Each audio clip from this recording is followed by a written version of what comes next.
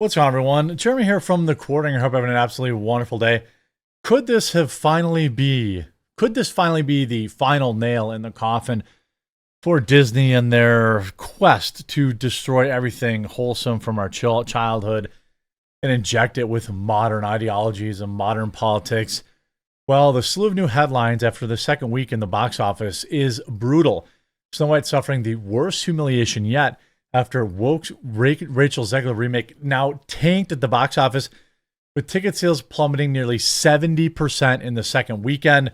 This is far worse than they had hoped, and it proves that it will not get the legs it needs to be anywhere near profitable, confirming a multi-$100 million loss. Have you left a like on the video just yet? Well, when you do eventually want to watch this video, if you have morbid curiosity, or this movie, I've got something that might help. Check out this video sponsor, Private Internet Access. Shout out to this video sponsor, Private Internet Access. Look, if you aren't using a VPN yet, you're completely missing out, and Private Internet Access is the one I use on all of my devices. If you've been following the news, you see that censorship, websites, apps are getting shut down in certain countries, all sorts of craziness. Well, a VPN helps you never have to worry about that. Private Internet Access also protects you from the prying eyes of hackers, internet service providers, and others that can view your personal data. Perhaps also just as importantly, Private Internet Access allows you to access region-restricted content from all over the world. Streaming services like Netflix, Amazon Prime, and more have different library options based on where you're located, and some shows simply cannot be accessed if you're not in the target location. Happens to me all the time. Many sports events also have regional blackouts. Well, VPNs can be a convenient way to make sure you're getting the content that you're paying for. Private Internet Access also allows you to protect an unlimited amount of devices all at the same time, so your entire household with a single subscription.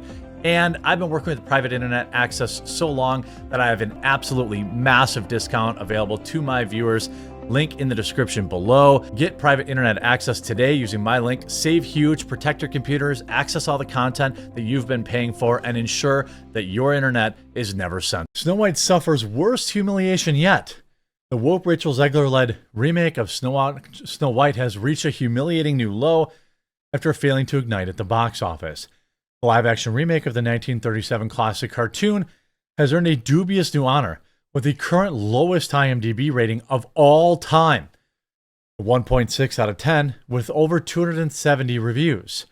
IMDb ratings are determined by aggregating user-submitted ratings on a scale of 1 to 10, obviously 10 being the highest, and then applying a weighted average to produce a final rating for each title. The current 5 lowest-rated movies on IMDb charts are Disaster Movie with 1.9, Manos: The Hands of Fate with 1.7, Birdemic: Shock and Terror with 1.7, and Super Baby Geniuses 2 with a 1.5, and of course Kirk Cameron's Saving Christmas with a 1.3. This comes amid news that Snow White had suffered a steep fall at the weekend box office, with the Jason Statham-led movie A Working Man clinching the top spot with $15 million as it made its big screen debut. That's actually pretty pathetic too. The controversial Disney film grossed just $14.2 million at the box office, a 66.4% decline from its previous weekend, according to Box Office Mojo. Last week, the film, which had a budget of $270 million, hit the #1 spot, but with a disappointing $43 million domestic gross. The film has faced criticism for being woke. Stars Rachel Zegler as Snow White and Gal Gadot as the Evil Queen, has grossed a total of just $66 million domestically since its release. Meanwhile, A Working Man, which released on March 28th, sees Statham play a construction worker returning to counter Terry ways to find a missing girl, blah, blah, blah. It's the same movie he's been in a million times before, but it'll probably be a crowd pleaser. Reddit threads, Disney forums, and entertainment news feeds have since been ablaze with scathing commentary, with one user encapsulating the sentiment, "A perfect storm of bad ideas gets exactly what it deserves." The perfect storm appears to have begun in 2021 with the Zegler casting. But Disney heralded the choice of the Colombian Polish-American actress to play the German fairy tale as progressive. Others declared it to be yet another instance of Hollywood's woke agenda. The backlash intensified when Zegler, in a sense-deleted tweet, wrote, "Yes, I am Snow White. No, I am not bleaching my skin for the role." Zegler didn't merely star in the film, but also criticized the original 1937 animated predecessor, dismissing its themes of true love and Prince Charming as weird and outdated. Lamau W2F gave it a 1.7 for effort. Never in my life have I seen such a rating. Is the movie itself bad, or do people just not like her? There goes her career. Stop remaking stuff. I mean, I would say that this probably is the end of Rachel Zegler's career. I think that it's pretty safe at this point to say that she's just cooked. I mean, nobody's going to hire her anymore. She's box office poison. Yeah, they pegged her for this Evita movie or whatever, but that was before the box office of this Disney movie. That was before Disney had to hire an emergency social media manager. That was before all this kind of stuff. The film's marketing was abruptly subdued, and there were no red carpet interviews at its Hollywood premiere, limited press invitations at its European debut in a remote Segovia castle, with Zegler and co-star Gal Gadot notably not even at the press junkets. Zegler's stance is only part of a wider crisis for Snow White. The film's title conspicuously drops any reference to the Seven Dwarfs, and for good reason. Of course, Disney promised a different approach. And in this final film, the dwarves are reimagined as CGI-created magical gnomes and now portrayed by actors with dwarfism. Complicating matters further, Zegler had showed her unwavering support for Palestine amidst the assault on Gaza, signaling off social media posts with Free Palestine. Now, she's 100% welcome to do that. 100% welcome to do that. Okay? Just not underneath the Snow White trailer, which is exactly what she did do. Right? Snow White reportedly cost over $200 million to produce, according to Forbes. Now it appears that to be pivot towards a safer creative ground, West Side Story breakout star Zegler is revisiting her musical roots with a new single cover of Who I'd Be from Shrek the Musical. So a new song she released, again, that she didn't write, that she's just releasing because she has no creativity. I mean, she's been reduced to Shrek song remakes. That's Rachel Zegler's career right now. Songs from Shrek reimagined. Shrek, the movie about the donkey and the ogre. That's what she's doing. I mean, what is so wild is, what a disaster. What an absolute disaster. What an absolute debacle. Snow White, poisoned by controversy at box office, won't have a happy ending with a $115 million loss. That doesn't even factor in the marketing, which means this thing lost $150 to $200 million.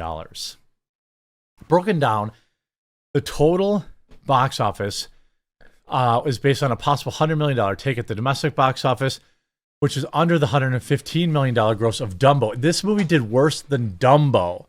I mean, the insults just keep coming. Snow White hit theaters on March 21st, ended its second U.S. weekend Sunday with a pathetic $14 million, off 66% steeper than Dumbo and Maleficent movies, and $36.3 million global for a running total worldwide of just $143 million. Snow White, per our forecast, will clear $295 million in revenues from $101 million in global film rentals, $62 million in worldwide home entertainment, $130 million in streaming and TV revenues, and $2 million from merchandise. Note that Disney Plus buys the title for itself for other streaming window. What? I mean, this is perhaps the most desperate, rose-colored glasses explanation. I mean, I've been told, counter with this, $410 million in feature expenses that are comprised of $270 million net production price tag plus marketing. $410 million. It currently has $115 million at the box office. Where are you getting that it's only going to lose $100 million? Do you think that 62 million people are going to pay money to see this movie at home? There's simply 0% chance of that happening. You think 162 million people are going to go see this movie at home? I'm sorry, 62 million people are going to pay to see this movie in their home. No shot. This movie is confirmed to lose more than $200 million. I mean, you have this on Fox. Snow White box office plummets, except for a 66% drop. I don't know if this is going to be... Lean into or cling to. Snow White had the indicator. Yep. It had name recognition. It had a massive audience. It had a storyline that has succeeded in every medium. There's a reason it's lasted for not just since 1937, 100 years. But this is a fairy tale that people have gravitated to. It's a timeless classic. And you bash the audience who otherwise would be excited to come and see it. I was thinking about if you juxtapose this with Barbie, can you imagine if Margot Robbie had been like, Barbie sucks, like, ew. You know, no, like people would be like, well, why am I seeing this movie? I mean, this is exactly why this movie failed. It was really 100% because of Rachel Zegler. I mean, she is box office poison, one of the worst possible choices they could have made, and they doubled and tripled down on it. Now the question will be, does Disney actually learn from this? I think Rachel Zegler's career and in big box office films is over, at least for now.